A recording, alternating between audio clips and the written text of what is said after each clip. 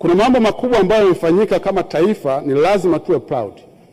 Na ndio maana kwamba sasa hivi tunaweza tukazungumzia mambo makubwa.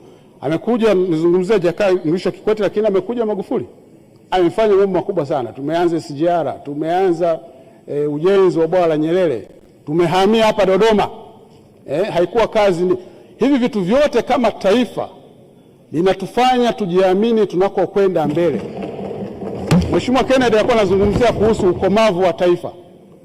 Upevu wa taifa unapima uwezo wa kufikiri na kudesign na kusimamia mipango mikubwa katika taifa.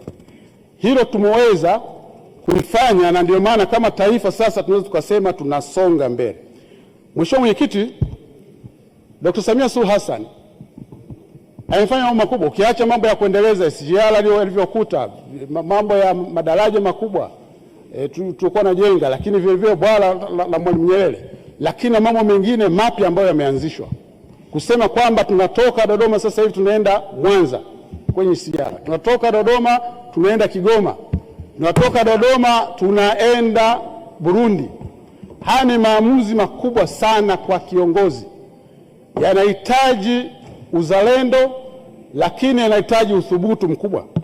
Mheshimiwa Mwenyekiti, baada ya kuzungumza hayo, sasa nataka tuanze kwanza kwa kujipongeza na kujua kwamba kuna kazi kubwa sana imefanyika katika taifa hili, na baadhi ya watu waweza kuzungumzia katika akili yao inavyowatuma, lakini taifa hili tumefanya mambo makubwa sana na tuna uwezo sasa wa kuweza kufikiri mambo makubwa ya kufanya. Sasa Mheshimiwa Mwenyekiti, nataka nizungumzie mambo sasa matatu ambao hasa katika mchango huu katika kwa maana ya mpango wetu mwaka mmoja, miaka mitano na miaka 25. Lakini vivyo Mheshimiwa Mwenyekiti, kabla hatujaanza hapa, tulianza na kuzungumzia hotuba ya Mheshimiwa Rais. Kwa nini maana yake? Maana yake ni kwamba tunapoanza kuzungumzia mpango ni muhimu ikareflect consistency ya kile Mheshimiwa Rais alichokizungumza. Kwa hiyo tunategemea kwamba mipango yote izungumze na hotuba ya Mheshimiwa Rais. Kwa hiyo consistency zizungumze kila moja. Kwa mfano, kuna sehemu moja ambayo nafikiri profesa inabidi mkaliangalie. Kwa mfano, mpango wa muda mrefu wa miaka 25. Tunazungumzia target ya kuachieve intermodal. Lakini hotuba ya Mheshimiwa Rais inazungumzia multimodal transport system. Sasa hivi vitu viwili ni tofauti. Multimodal transport system katika logistic ndio system ya hali ya juu ambayo nchi inatakiwa kwenda huko. Kwa maana nyingine ni kwamba lazima kuwa na consistency, kwa sababu hizi ni makabrasha ambayo yanaishi. Na inawezekana watekelezaji wa sasa hivi wasiwe watekelezaji baada ya miaka mitano, wakaje watu wengine. Kwa ni lazima tuweke mambo yetu vizuri, tuwe na consistency. Nazungumzia ukurasa wa 145 au 149. Huku nazungumzia intermodal. Unapolify intermodal, what's the difference between intermodal na multimodal? Hii inazungumzia kufungamanisha. Kwa maana kuna modes mbalimbali. Unafungamanisha vipi? Maana yake unakuwa na contract moja. Kwa wale wa zamani kidogo hapa, na mimi nimeshakuwa mhenga kidogo.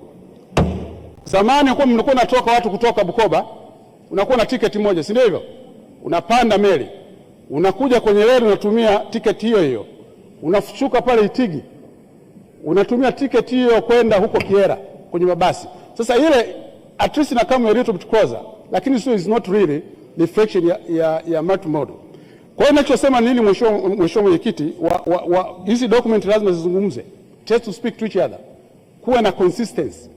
Lakini kuna wakati mwingine kuweka timeline. Unasema unataka kufanya transformation ya mindset, ambapo ni jambo kubwa sana katika nchi. Kama tunaenda katika mambo ya kubadilisha mtazamo wetu, ni wakati gani unataka tukamilishe? Unapoweka 2050, wakati ni kitu muhimu katika tunapoanza utekelezaji, then kunakuwa kidogo na mushkeli. Jambo lingine Mheshimiwa Mwenyekiti, nitaka kuzungumzia namba zinasema nini. Namba zinazungumza. Na bahati nzuri katika ripoti Mheshimiwa Mwenyekiti, ukianzia profesa amezungumza vizuri sana kwamba tuna mpango wetu tutafandi kwa trilioni 477. 70% ya hiyo has come from private sector.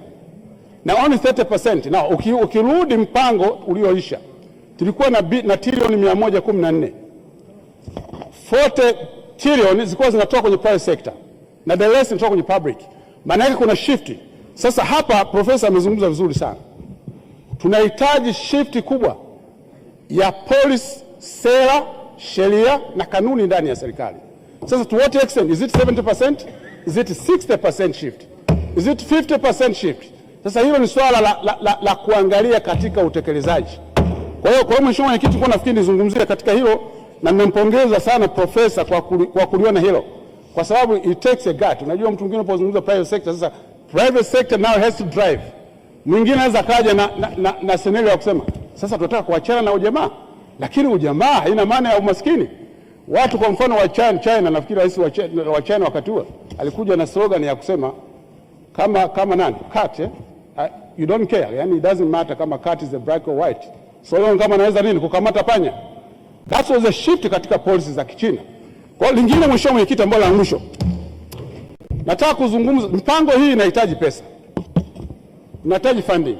Sasa ni lazima tuwe innovative, na tunapozungumzia private sector kuwa part ya kufandi mpango yetu ya miaka mitano 70%, tunazungumza PPP.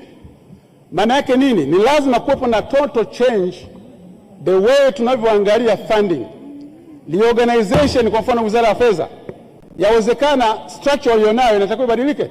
Maybe the biggest department now tunapozungumzia wizara ya fedha inaweza ikawa ni budget, lakini kwa ujio huu yawezekana tukawa na total change ya namna ambavyo tunavyo reorganize katika funding.